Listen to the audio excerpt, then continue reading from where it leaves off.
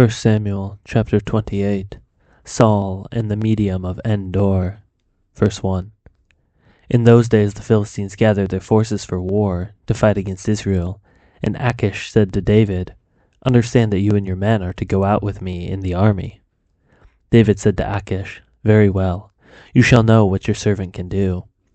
And Achish said to David, "Very well, I will make you my bodyguard for life." Now Samuel had died, and all Israel had mourned for him and buried him in Ramah, his own city. And Saul had put the mediums and the necromancers out of the land. The Philistines assembled and came and encamped at Shenem. And Saul gathered all Israel, and they encamped at Gilboa. Then, when Saul saw the army of the Philistines, he was afraid, and his heart trembled greatly.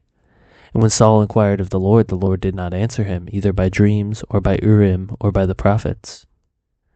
Then Saul said to his servants, "Seek out for me a woman who is a medium, that I may go to her and inquire of her."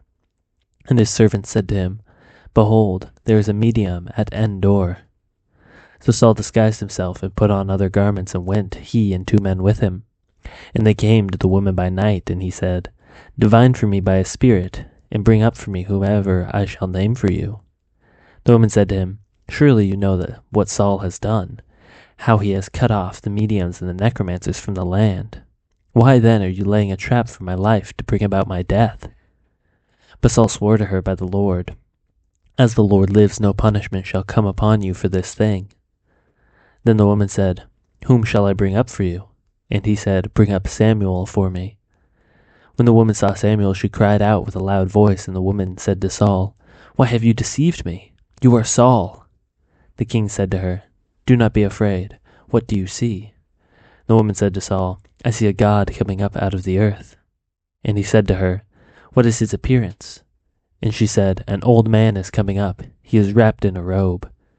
And Saul knew that it was Samuel, and he bowed with his face to the ground and paid homage. Then Samuel said to Saul, "Why have you disturbed me by bringing me up?" And Saul answered, "I am in great distress, for the Philistines are warring against me, and God has turned away from me and answers me no more, either by prophets or by dreams. Therefore I have summoned you to tell me what I shall do."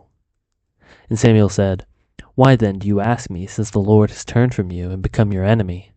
The Lord has done to you as he spoke by me, for the Lord has torn the kingdom out of your hand and given it to your neighbor David, because you did not obey the voice of the Lord and did not carry out his fierce wrath against Amalek.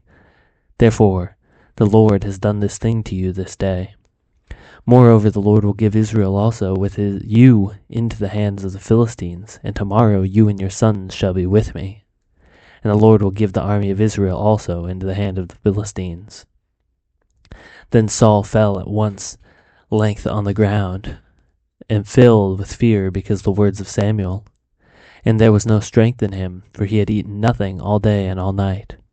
The woman came to Saul, and when she saw that he was terrified, she said to him, "Behold, your servant has obeyed you.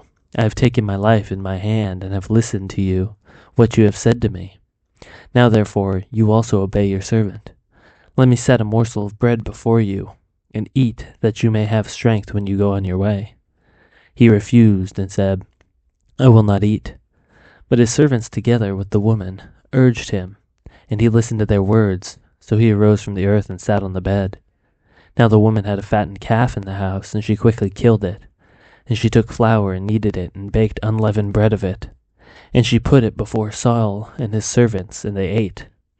Then they rose and went away that night.